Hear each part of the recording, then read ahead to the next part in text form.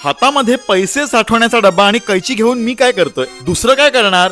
गणपती जवळ येतात, त्यांचीच तयारी करतोय. तसा आमच्याकडचा गणपती उशिराच आहे, साखर चौथीचा, पण मखराची तयारी मात्र लवकर होते. सो मी गेल्या 2 वर्षांपासून काय करतोय की गणपती बाप्पाच्या मूर्तीसाठी आणि मखरासाठी पैसे बाजूला काढतोय. जवळ असले की खर्च होतात, त्यापेक्षा मस्त एका डब्यात टाकून ठेवायचे. दर महिन्याला मी याच्यामध्ये पैसे टाकायचो. ह्याच्या बरोबर दुसऱ्या दिवशी मी मुंबईला गेलो होतो गणपती बाप्पाच्या शॉपिंग साठी. तिकडे ना मला मोस्ट ऑफ द गोष्टी होलसेल मध्येच भेटत होत्या, त्यामुळे मला रिटेल मध्ये काहीच भेटलं नाही. त्याच्याबरोबर 3 दिवसानंतर मी हमरापूरला गेलो. तिकडनं फक्त मी एक ब्रॉच आणला आणि बाकीची ज्वेलरी सर्वेशने त्याच्या गणपतीसाठी घेतली होती. जो मुंबईचा शॉपिंग ब्लॉग आहे ना, तो मी ह्या ब्लॉग नंतर पोस्ट करणार आहे. आणि ह्या वर्षी मखरामध्ये मी काय बनवणार आहे हे तुम्हाला सगळ्यात शेवटला कळेल. आणि म्हणूनच ही आपली गणपतीची तयारी नावाची सिरीज तुम्ही शेवटपर्यंत एन्जॉय कराल. ही नारळी पौर्णिमेला बसणारी गौर आम्ही गाडीवर हमरापूर वरून भेंडखळला नेली, एवढ्या खड्ड्या खुड्ड्यांमधनं. कारण मीतला ही अर्जंट मध्ये सजवून द्यायची होती आणि पूर्ण हालत बेकार झाली आमची 2 व्हीलरवर. असो, तुम्ही आपली गणपतीची तयारी ही सिरीज एन्जॉय करा. गणपती बाप्पा मोरया. भेटूया.